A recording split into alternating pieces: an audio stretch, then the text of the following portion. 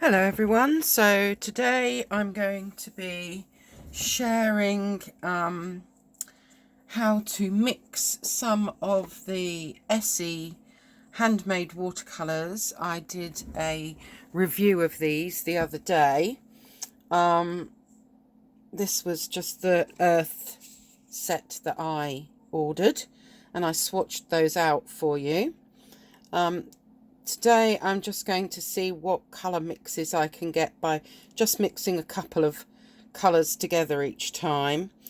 I will confess that I decided that the emerald green really wasn't for me, and so I've replaced that with a yellow ochre. So I've replaced that with this yellow ochre here, and also really I felt that the set needed some kind of yellow in it.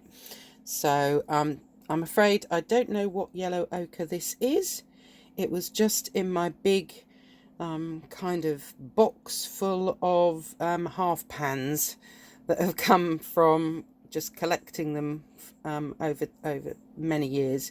So I'm going to see what colour mixes I can get here. It won't be every single colour mix that you could possibly do.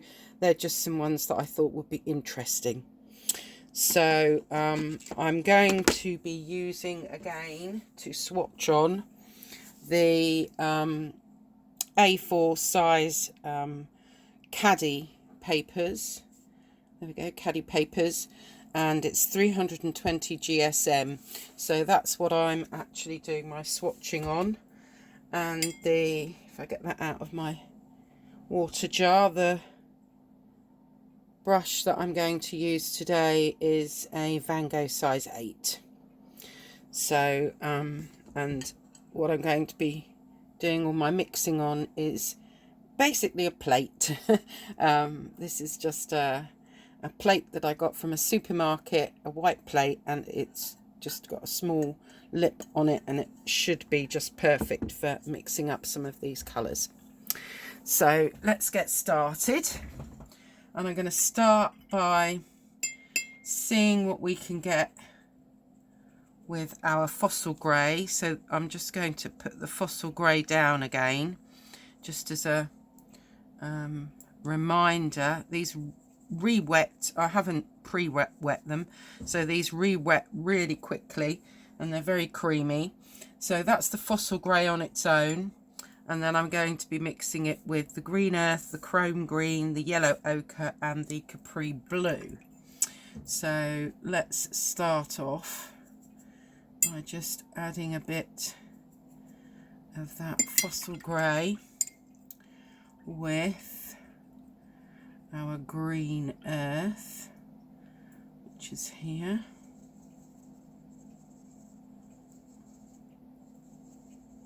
And I might have to work this one a little bit.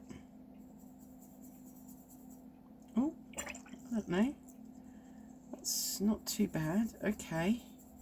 So here we go. This is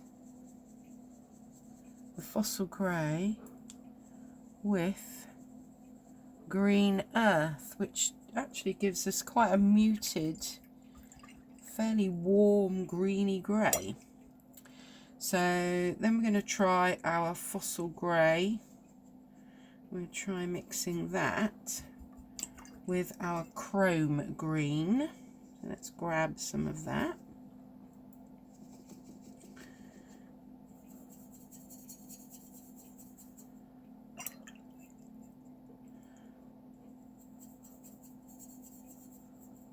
Right. So that is still a grey green, but you can see that there's more of a green to it. These are all fairly muted colours in this palette in any case, other than maybe capri blue is quite a bright colour. So let's mix our fossil grey now with some yellow ochre. Oh, okay. Now that's a really useful colour. Well, that's a rather nice warm earthy colour. And then finally with Fossil Grey, we'll mix the Capri Blue.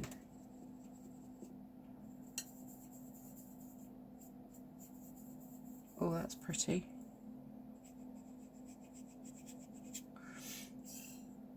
It's I really like that. That's a, oh, how would I describe it? It's kind of like a grey cornflower blue. So that's just some of the mixes with Fossil Grey. Let's pop a bit of Capri Blue down just to remind you. There's our Capri Blue. And we're going to add that initially with Chrome Green. Let's see what we get with Chrome Green. Here we go. Oh, okay. Well, I didn't leave much space for that one. Never mind. There we go. There it is with Chrome Green. Now let's try it with Green Earth. With our other green. Oh.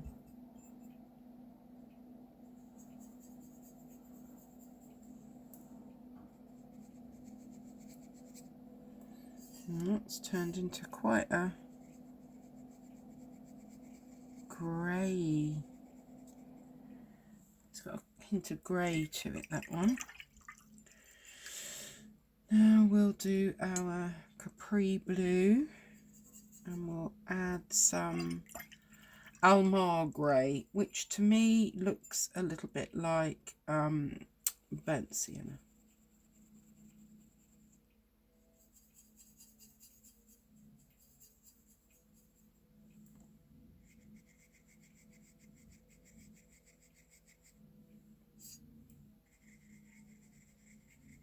There we go. And then our Capri Blue again with yellow ochre.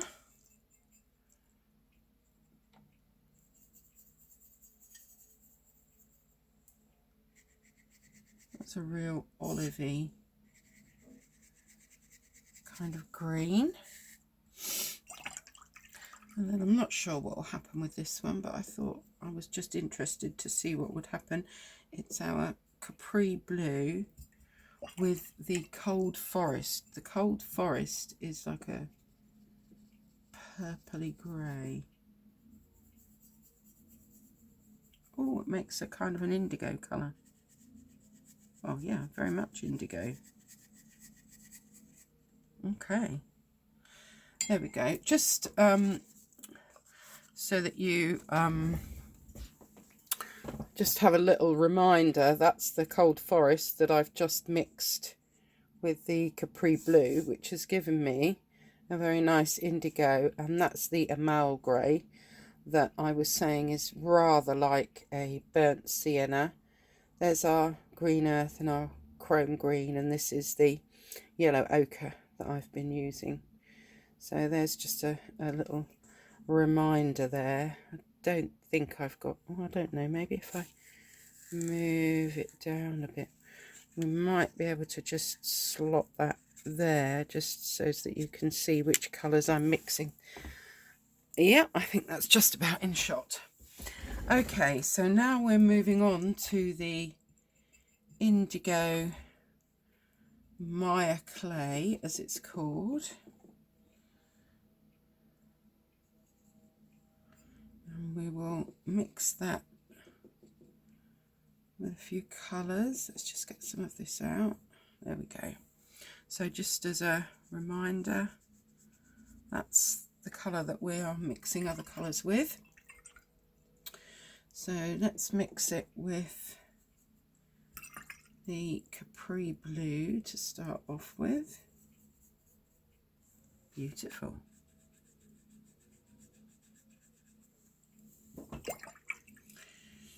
I may have to wipe this palette down in a moment. So then we want the indigo, some yellow ochre. I'm glad I added this yellow ochre because I really felt that you definitely needed a yellow in this set. Well, there we go, there's a real sort of mossy, olivey green. And then we'll have our indigo with burnt umber. Right, burnt umber. Here we are, burnt umber.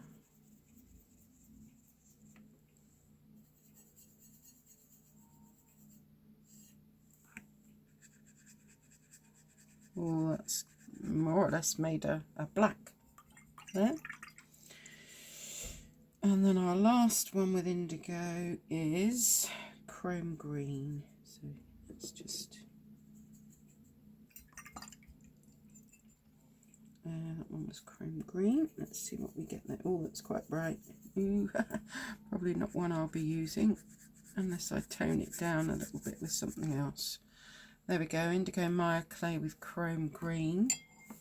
And I'll just show you, that's what my palette's looking like right now. I'm just going to give it a little wipe with a cloth so that I can continue doing some more mixes.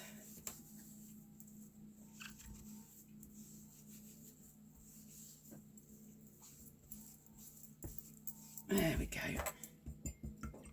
So we are now, I thought it would be interesting. I don't normally have a white titanium on my palette. There is another white, I can't remember what it's called, but I don't normally have a white other than white gouache, which is something that I would use over the top of other things. So it'll be, because it was included in this palette, I thought that it would be good just to see what happens when we mix the white, which on its own you're probably not going to see that well. But let's have a go at mixing it with capri blue.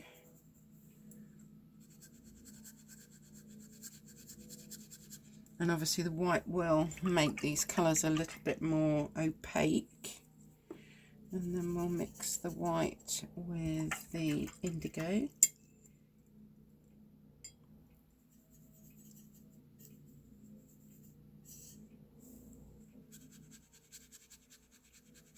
There we go. And then we'll mix the white with the cold forest, which is that shadow, what I would call a kind of shadowy colour really. Almost like a purpley neutral.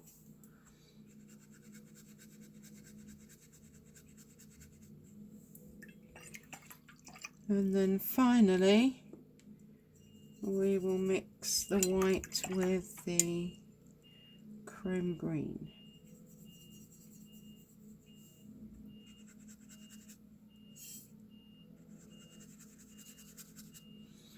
Okay, so I mean obviously you can mix a lot further than that, and I've just picked a few because I just wanted to see what other greens, what other blues that I could make. I do a lot of landscapes. It's already given me a couple of greys, it's already given me a couple of nice browns, and obviously I can add a bit of indigo or capri blue to those browns, the castle and the burnt umber. I already know that, so I just wanted to play with some of the ones that I possibly didn't know how they would come out. So I will just hold that up and run it across so that you can, so those are the mixes there with the fossil grey and then capri blue, some mixes there. They are actually quite gorgeous colours. Then we've got our indigo Maya clay together with the capri blue, the yellow ochre, the burnt umber, the chrome green, and finally white, which is a first for me because I don't normally have white on my palette, as I said, together with the capri blue, the indigo Maya clay, the cold forest. You can really see how cold forest has got a lot of purple in it now, and chrome green. So there we go. That is that little Essee palette then, the 12 earth colours. The other thing that I will share with you that I did, you can see where I've already used this for mixing.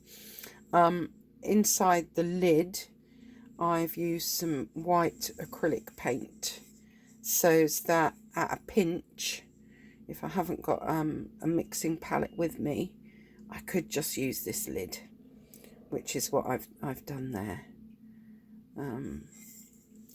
And for those of you that didn't see the original, the lid just snaps on. Very satisfying magnetic snap. Oh, Essee's upside down. There we go. And then just pulls apart again. So there we have it. There's a few mixes that you can do with your earth colours from Essee. I hope you enjoyed that. This has been Michelle Mould, and I'm hoping to be back fairly soon with some more Michael Harding watercolour tubes that I'll be swatching out. I've ordered 6 more from Jackson's. So yeah, I hope you enjoy that when I upload it.